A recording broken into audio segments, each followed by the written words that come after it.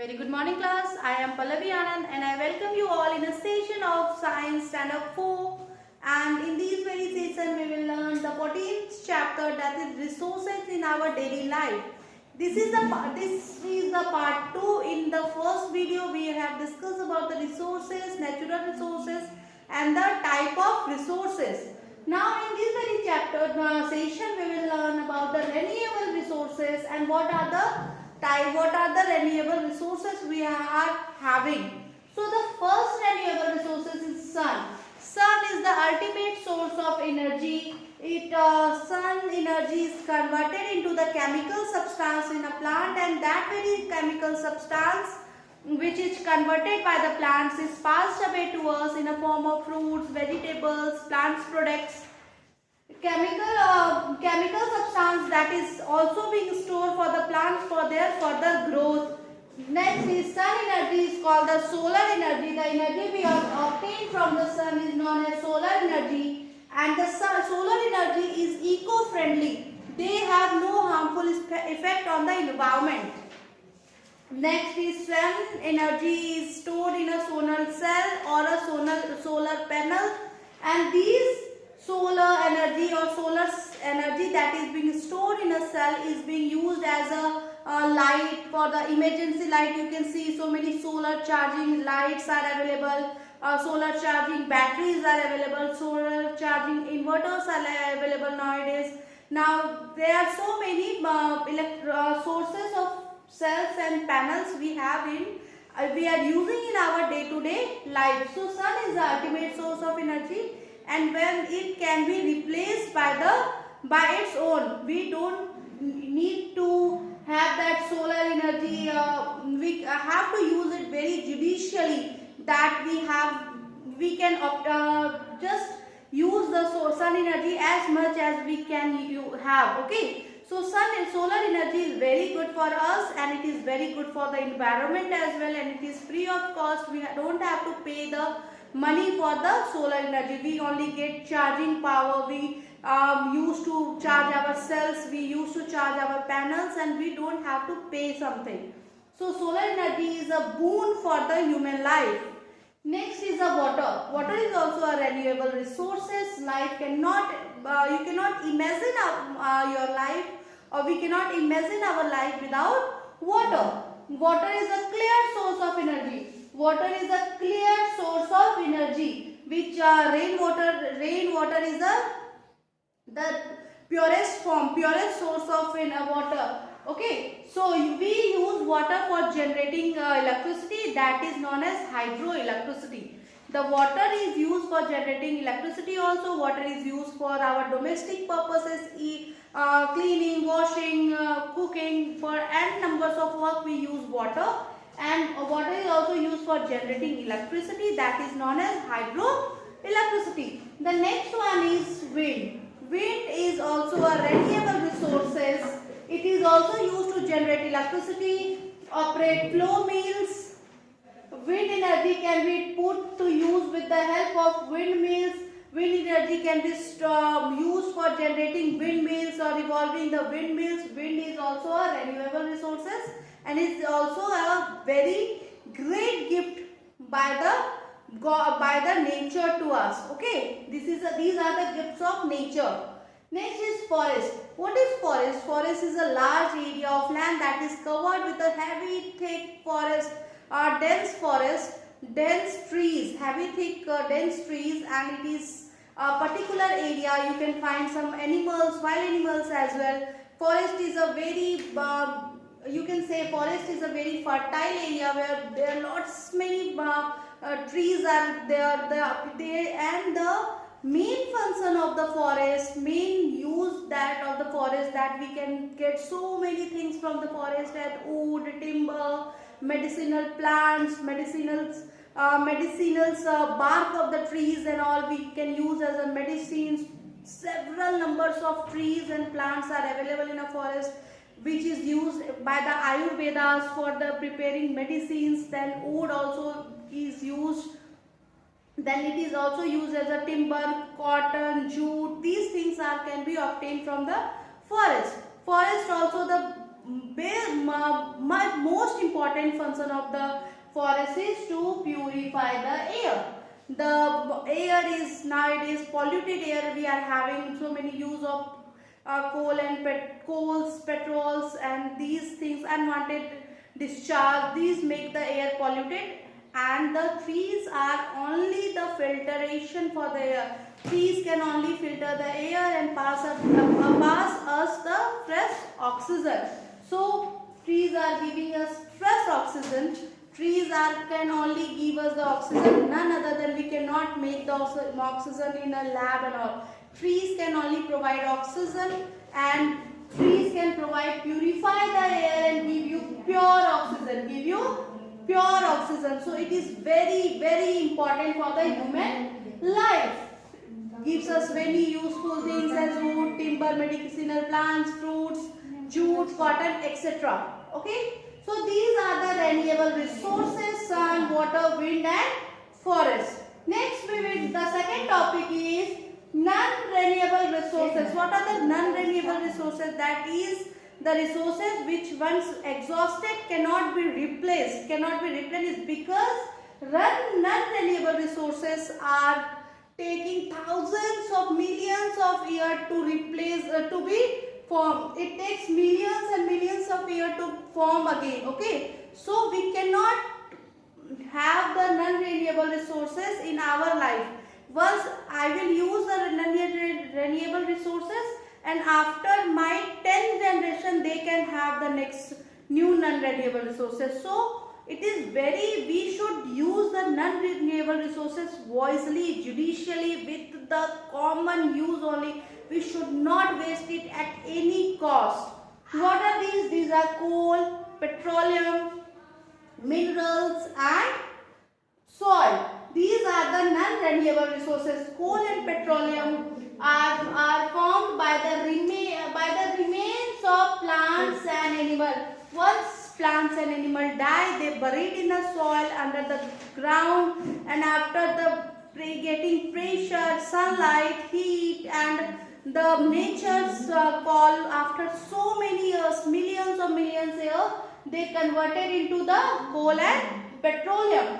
Due to heat and pressure, coal and petroleum was converted from the remains of plants and animals due to the heat and pressure. Okay, it is formed by the renewable resources. With the help of renewable resources, the plants and animals died, buried inside the soil, and converted to the coal, petroleum, which is a non-renewable resources.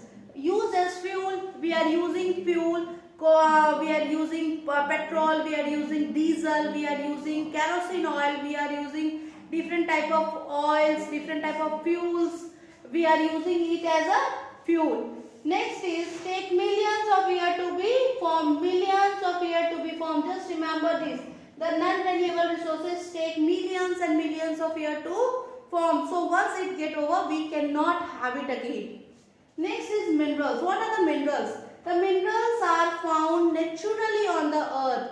Minerals are found on the metals are also can be obtained by the minerals. Minerals give out the metals, and that very metals, that is known as ores.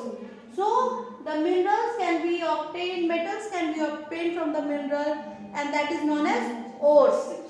Some is used as gem. As we have seen, so many metals in our life: iron, silver, gold, platinum, silver, aluminium. So many metals are there. We are using to make it pipe, cylinder, pipelines, then nuts, then chains. So many things are made up of minerals or metals.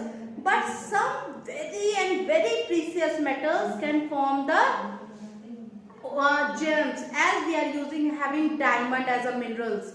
Diamond is also a mineral, diamond is also a metal. Having gold is also a metal, isn't it? So these are known as gems. Some beautiful stones you have seen in the rings and all, in the ruby and all. These are the very precious stones, and these also are the minerals, and these are known as gems. Okay, these are known as the beautiful and the precious minerals are can be termed as germs. Okay. Next one is the soil. The uppermost layer of the earth is known as soil, and the plant grow in soil.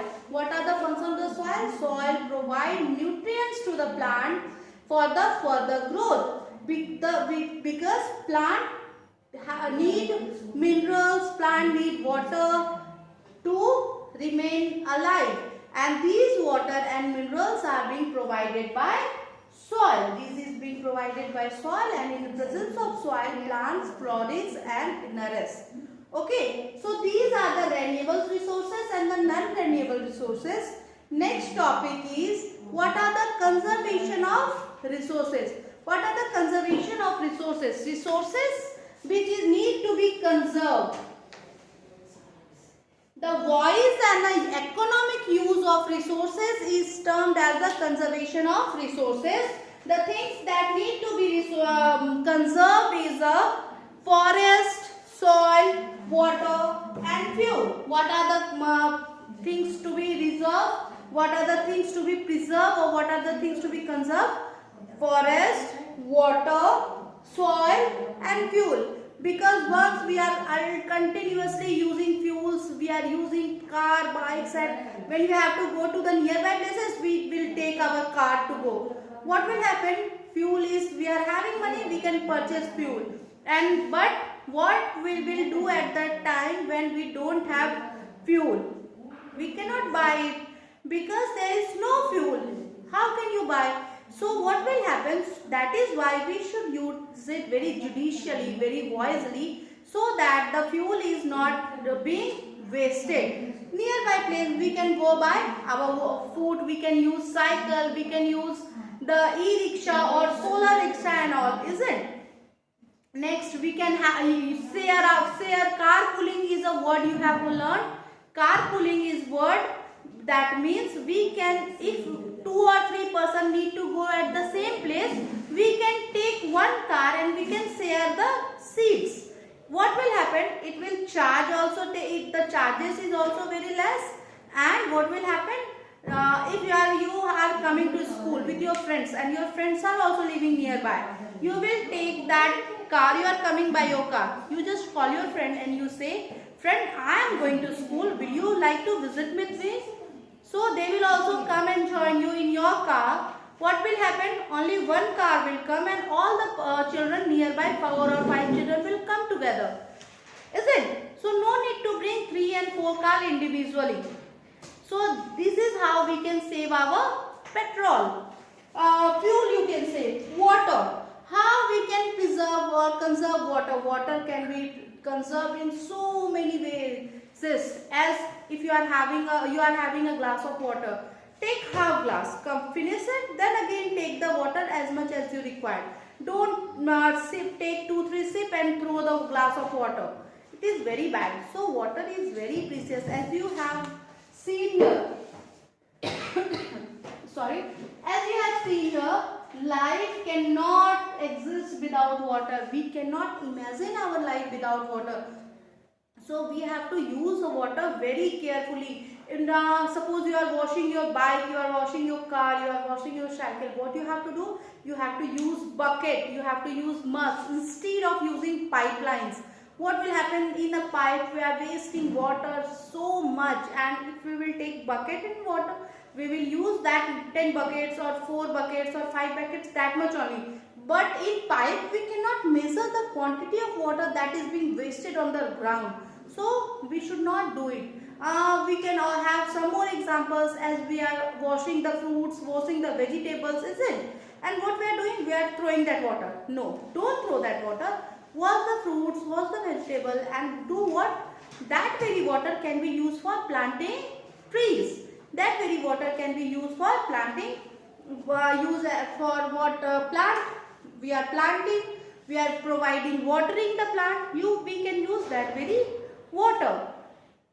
We can use little amount of water. Nowadays what we are using the sa to plant. When we will use the bucket, when we will use the mug, we will use limit resources, that is water. We will use in a limit quantity, and we can preserve it, or you can say that we can conserve it for our further use. Next is soil. Soil can be conserved by planting more and more trees. What will happen when we plant more and more trees? The root of the plant bind the soil and keep it. When there will strong wind will come, or running water, they cannot carry away the topsoil. So the soil will conserve.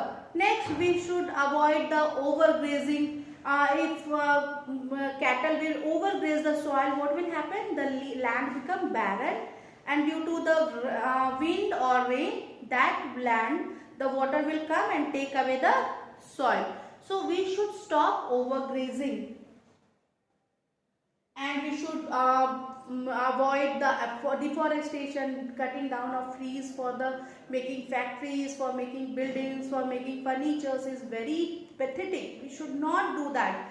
We have to plant our trees. Suppose you are having your birthday, you are having some special day in your life, just take a oath that on every occasion, on every special day of my life, I will plant a tree. Either it is a small tree, doesn't matter, but just plant a tree. It doesn't matter that you have to plant in your house only. You just go to the roadside area, you can plant, where you can go and give water to the plant, give some minerals, some fertilizers there. And after 10 years, when you will see that very plant, you will feel very happy that this tree is being planted by me. On my birthday, I have planted this plant. As I was growing, as the tree was growing, I am also growing. You will feel certainly you will feel very good. Suppose you are visiting to your friends, visiting to your relatives, take a plant for them. Buy a plant and gift them. They will also feel very good that you have gifted them a plant, and you are gifting not only to them, not only to the relative and friend, you are gifting to the nature also. We are giving our emotions, our feeling towards our nature, that nature you have given us that many gifts. These all gifts are given by the nature, the sun, water, wind.